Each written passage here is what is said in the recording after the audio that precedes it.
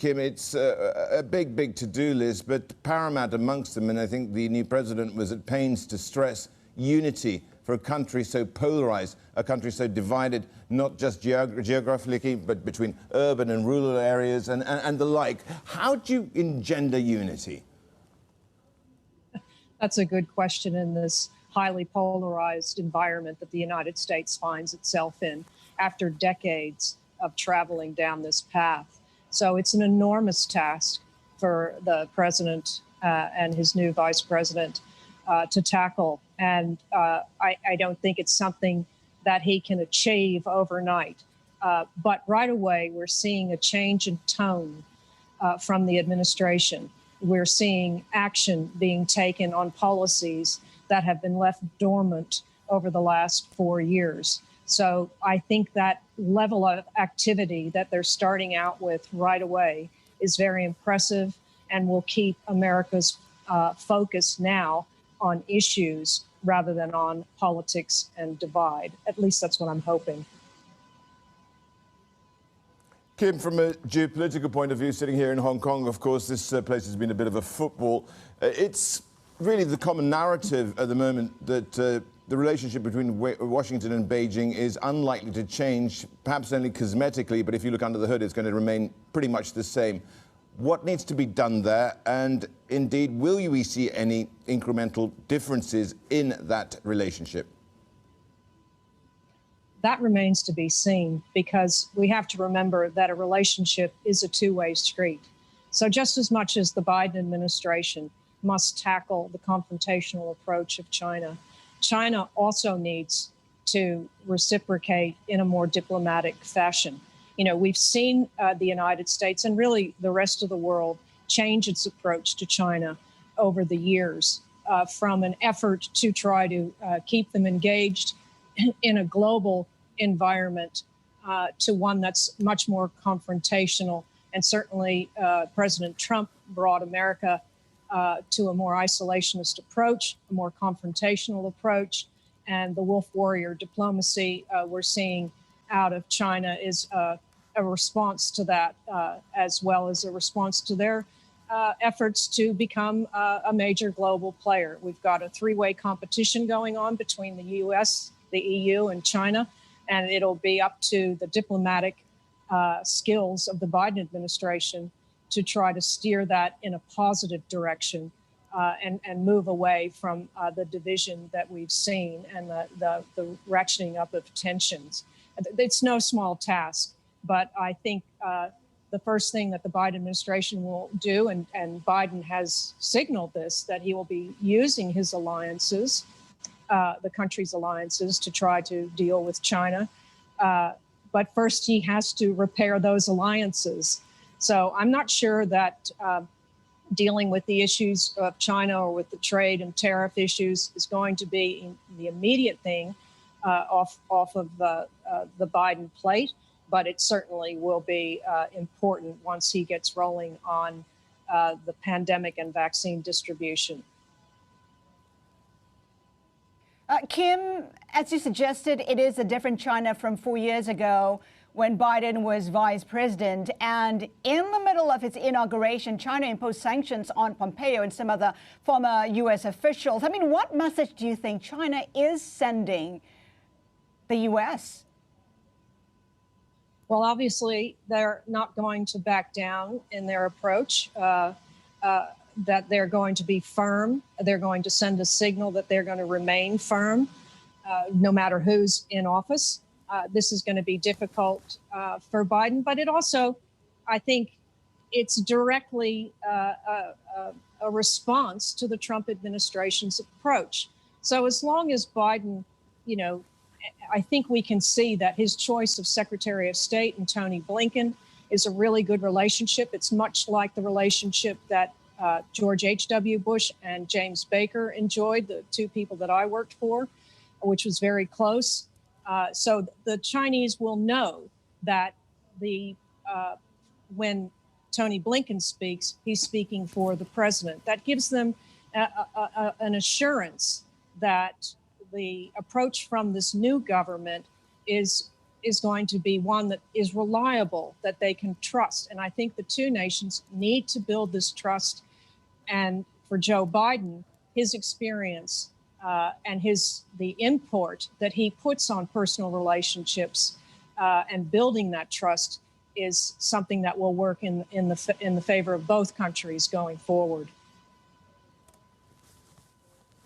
Front and center in U.S.-China relations is technology. You talk about trust. And when it comes to technology, there isn't any between the two. We've seen a clampdown on big tech in China, in the U.S. How do you think the Biden administration will view this issue? There's a myriad of issues in which the two countries don't trust each other. And starting with the coronavirus and the lack of total transparency on the part of the Chinese with the WHO and other nations in looking at exactly what happened with the outbreak. So, as you say, intellectual property, cybersecurity, the trade issues, not to mention the Belt and Road initiatives and the South China Sea issues. There is a lot of issues that are contentious and are going to be very difficult. The Biden team, I think, will take a step-by-step approach on each of these issues. And China, too, if it wants to be a global player, it has to remember that it has to be responsible in return in terms of the transparency and having a willingness to establish a level playing field across trade issues and to be open on pandemic issues. And these could be two areas, particularly on climate and pandemic, that the Biden administration could first approach, because both countries, as well as the rest of the world, need to get a handle on this to avoid outbreaks in the future and to ensure that we're starting to address climate change after 4 long years of ignoring the issue. President Biden hit the ground running. One of the first things he did was to ensure the U.S. becomes part of the WHO, part of the Paris Climate Agreement. Is this a U.S. that's willing to play a leadership role, abandon its America First policy, which was adopted by President Trump? Absolutely. And what gives me hope, because sometimes I've been pretty cynical about how the United States can overcome its internal divisions, as well as these massive problems that it's facing across the 4 crises that the president mentioned. But I do think that they have the ability, because, first of all, we'll have a U.S. government that's fully functioning. You know, the Trump administration hollowed out a lot of expertise. There was very low morale in the State Department, in the CIA, and the national security branches, and Department of Homeland Security, and FBI. I mean, we could list a lot. So I think the quality of expertise and people that the Biden administration has appointed so far is extremely impressive. It's been the most diverse cabinet and senior appointments we've seen in any administration. And of course, we have our first female vice president of the United States, which is an extraordinary achievement, finally. So the Biden administration is fulfilling its promise so far to make the government look like America, but it's also bringing expertise, experience, technical knowledge back into the government.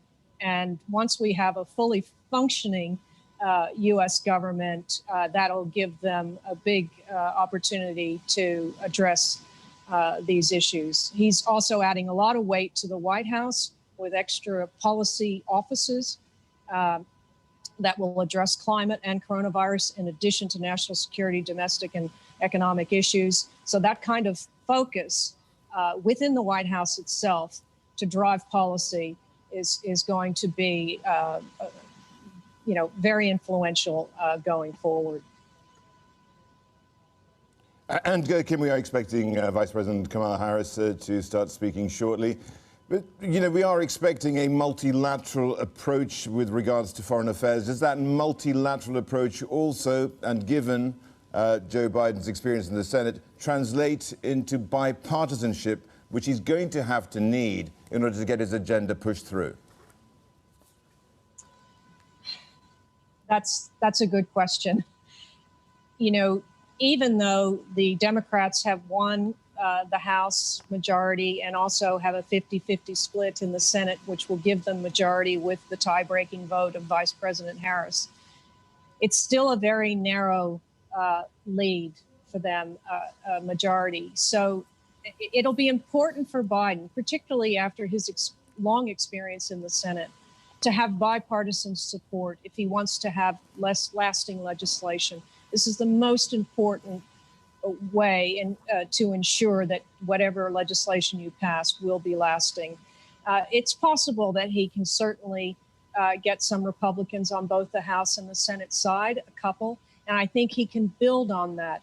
Once he puts forward the stimulus package and they work out exactly what it finally looks like, and he has 3 or 4 Republicans on the Senate side, you know, he can build on that going forward in other areas, whether it's infrastructure and other foreign policy or domestic policy issues. But, you know, this is a very hard road to travel. America is very, very divided. That doesn't go away with a new oath of office.